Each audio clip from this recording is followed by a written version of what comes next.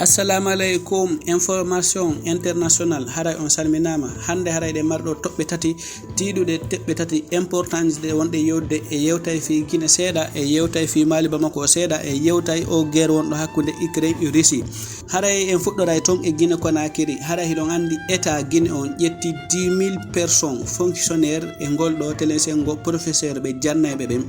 Haray telensengo ton e labe ko 460 personnes be wawi jettude. Se yari ton e pilimi haray ko payko markon duubi jeddi felli jaaja mum baawonde bemma ko wallinde finkari lowindi yehi accibe don yehi juulugol baawo dum non e yimoto do yehen debbo go kadi o woni ko o jibini ton baawo modi makko o jetti reedu o jibini o hen kawtangal ba hattike reedu no be landi honto bobo woni be bittinani mo ha o inni bobo on o warimo haray hikken don tumba jakite e de baldo on nani wonde ma himo faala kereyude parti politique hidon andi dum don hay e pays goto afsetata neddo kondanado yo kereyo parti mayo tawe e ko tawata laamu hino rewi e telensengo laamagol ma landagol fi laamu no annon tumba hino kondana duubi 15 avocat mabbe be inni be waday appel haray ko non habba jonnon haray ko be inni tumba jakite kereyi parti ma o kereyali holnaki wondema ko kanko kereyi parti on bawo dum don ba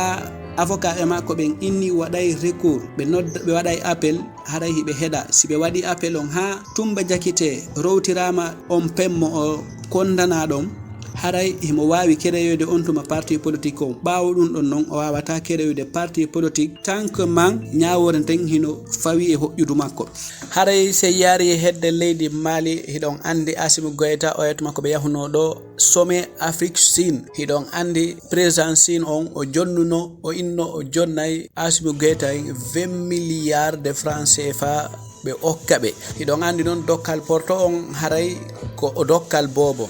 don andi dokkal portugal ko honno way baawo dum do wadde hidon andi sinuwabe hino ari ensali Mali hebe jesude kange dole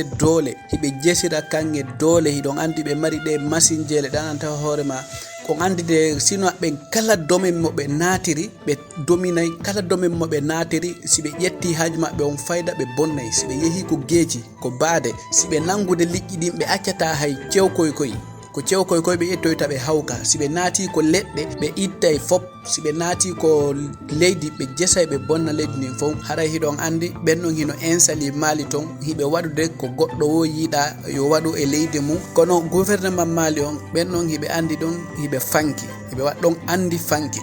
se yimɓe ke ɗon e yaha e ton e Ukraine ɗon andi président Vladimir Zelensky fewno ɗo himo e États-Unis ɗon andi fewno ɗo himo ton États-Unis ɗon andi pottal molanangal hino ton e États-Unis himo naɓori o kanko plan de la victoire de Ukraine wo ko plan mo o ko feere nde o fewjani nde o eɓɓani fi yo Ukraine foolu Russie haray non o inni o hollitay on plan don États-Unis ado o inni o hollitay taw États-Unis plan mo addi on e kala iwtirdo bawo États-Unis hino wallitade be fino be folera Russie o inni himo faala yoddude ton e opposant be bendido wombe ton bennini Donald Trump e Kamala Harris aray mo faala yewtude e mabbe e telensengo programme don kadi idon andi Putin kanko inni o habbaki yewtere hay fus hakkunde makko e Ukraine fino moƴƴintinire o inni hayti tawi yewtere waday hakkunde mabbe fino moƴƴintinire ko yo laabambe wondema kala ko o wawata jabutude e nder tumbere e nder leydi Ukraine den dum don wana yo haale tumbede o jabiti den e nder Ukraine wana yo goddo miijo fi mum na yo haalu fi mum idon andile kala ko wawete fottede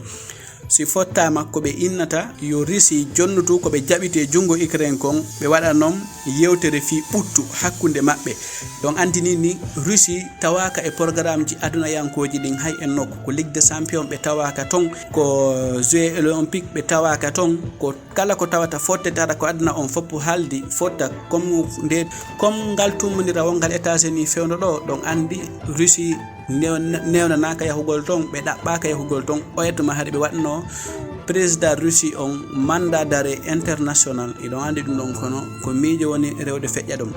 Joni noon guerre wonɗo hakkude Ukraine e Russie on yimɓe buy maayi e mum sabuna ɓurɗo marde doole en si haali ko perdi kon a taway heno ɗuuɗi. Haray Russie kamɓe ɓe déclaré e informé e télé maɓɓe officiel wondema ɓe perdi 70 111 personnes. ɗum haray ko yimɓe guluji capanɗe jeɗɗo yimɓe guluji capanɗe jeɗɗo e yimɓe temedere e yimɓe 11 woni ko Russie perdi jongi guerre on fuɗɗi ɓe tigi tigi. Haray dal Russie ko ɓe holdi kon ɓe perdi 70 111 soldats. Ukraine kay landetake si tawi wawɗo on ɓurɗo doole on perdi ko fotata ɗum ɗo ɓuraɗo doole on non on ɗon ko jelu perdi. Haray kumpite men nen ko ɗo on en hannude de ha on tuma kadi si Allah jaɓi.